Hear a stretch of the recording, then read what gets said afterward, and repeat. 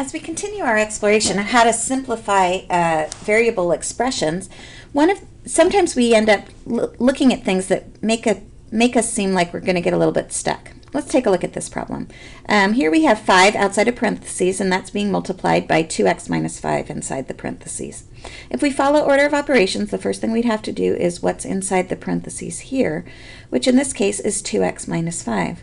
Well, I don't know what x is, so I can't do the multiplication, and now 2x and 5 are not like terms, so I can't put them together. And then I really can't multiply it by the 5 that's out in front because those values aren't there. Something that we can do, however, in order to get out of those parentheses is we can use a very special mathematical property called the distributive property. The way that the distributive property works is this. If you have a number that's outside that's being multiplied by a sum or difference of things inside, whatever is outside can be multiplied by each of the terms inside individually.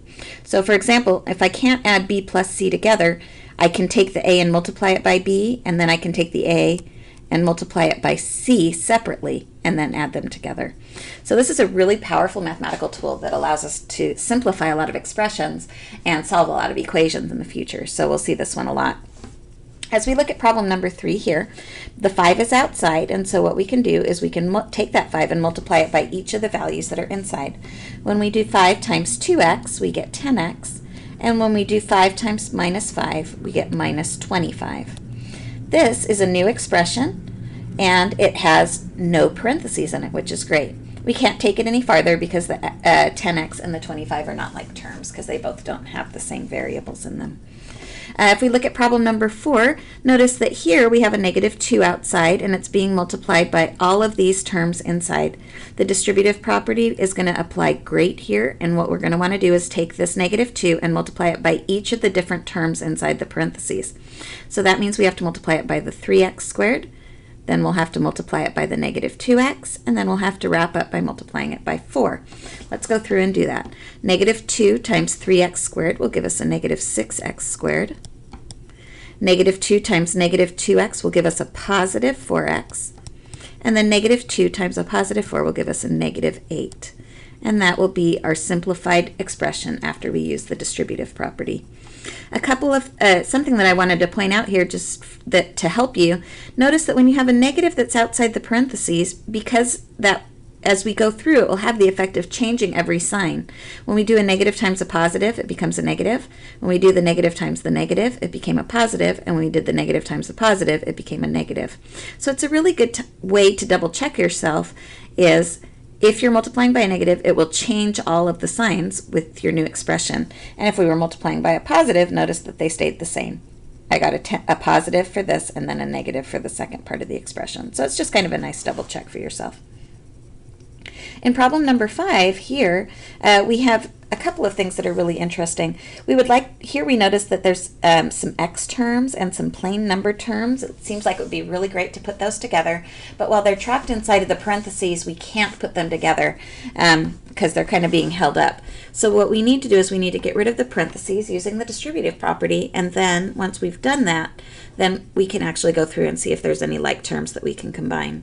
So in this first set, we can get rid of the parentheses here by multiplying that 3 that's outside by each of the 3 terms that are inside. 3 times x squared gives me 3x squared. 3 times negative 2x gives me a negative 6x. And 3 times a positive 1 gives me a plus 3. Now when you come to the next set of parentheses, this looks a little bit tricky sometimes. Notice that there's a subtraction here. So it's not multiplication or anything like that, but there's no number that's out in front. We do need, if there's no number that's written out in front to multiply through, what we'd like to do is think of this as a negative 1, because that minus that's outside will end up changing each of those signs that are inside. So the negative 1 times the 5x will give me a minus 5x. The negative 1 times the minus 2 will get me a plus 2. So we've used the distributive property to break those terms out of the parentheses, and essentially what we're doing is we're subtracting this whole expression. So subtracting the 5x, and then subtracting the negative 2, that gives me a plus 2. So a couple of ways to think about it, but that subtraction symbol that was outside does need to get through to everything that's inside the parentheses to each of those terms. Now this is a great answer so far, but we're not done because although we're outside of the parentheses, there are still like terms remaining, so we need to combine those. When I start, I notice there's a 3x squared as my highest term, or highest powered term. There are no other x squared, so we just keep that. When I go to look at x's, I notice there's a negative 6x and a minus 5x. That'll give me a negative 11x. And then I have some clean constant terms. A positive 3 and a positive 2 will give me a positive 5. So this would be my most simplified answer that I would get after using the distributive property and combining like terms. In problem 6x here, or problem 6, this doesn't necessarily look like a distributive property question. Notice that we have this whole group up here on the top and then a big division bar, and we want to divide everything by 2. Well, if you ever get to a problem like this, this actually is exactly an example of the distributive property. Remember we talked about how if you have a whole division bar that goes all the way across, it's kind of like having a little individual set of parentheses here. And if we're dividing by 2, you can kind of think of there as being a 1 out in front here. Dividing by 2 is the same thing as multiplying by a half. So if you wanted to think of this in a slightly different way, I could rewrite this same problem just like this. Everything that was on the top being multiplied by a half, and then to do that, I'm going to multiply each of those subsections by a half. So when I go through, half of 2x squared is 1x squared. Half of 8x is 4x. And half of negative 3 is going to just be negative 3 halves. And you can just leave it as an improper fraction just like that. Now, if you multiply and get just plain old 1, it's fairly common to leave that 1 out. That's like our default. And so the 1 is optional. So you can write it like this, x squared plus 4x minus 3 halves. But that is, in fact, an example of the distributive property. For the last two examples here, notice that what's outside the parentheses that needs to get multiplied, and we know it's multiplication because it's touching the parentheses. So this is 3x times by x plus 7. There's no plus or minus in front of it, so it's assumed to be multiplication. The only way I can break through and combine anything here is by using the distributive property to get out of those parentheses. So what I'm going to have to do is multiply 3x times the x and then 3x times the 7. Keep in mind here, when we do 3x times x times x gives me x to the second power. So anytime that you multiply a variable by itself like that, that's what an exponent means. So we can rewrite that as 3x squared, and that's the best way to do that.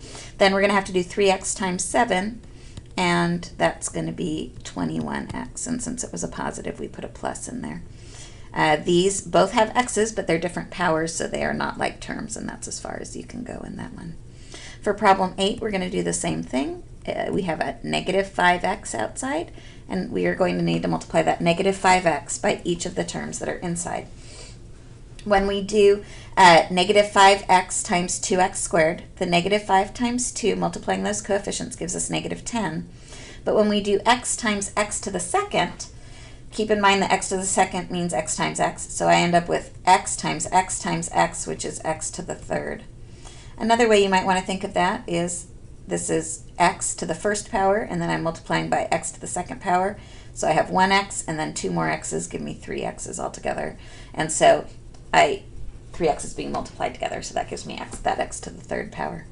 When I go to do the next one, negative 5x times negative 3x, the negative times the negative makes a positive. 5 times 3 gives me 15, and x times x gives me x squared. For the last one, I'm going to do negative 5x times 1, and of course that will just give me a negative 5x, because timesing anything by 1 just gives you itself back again. So this would be my final solution. Keeping in mind that little hint there, notice that because there was a negative outside, each of the signs inside should have changed while I was distributing. The 2x squared became a negative 10x cubed. The negative became a positive, and then the positive became a negative there. And so that negative outside does get distributed through to every single one of the pieces that's inside.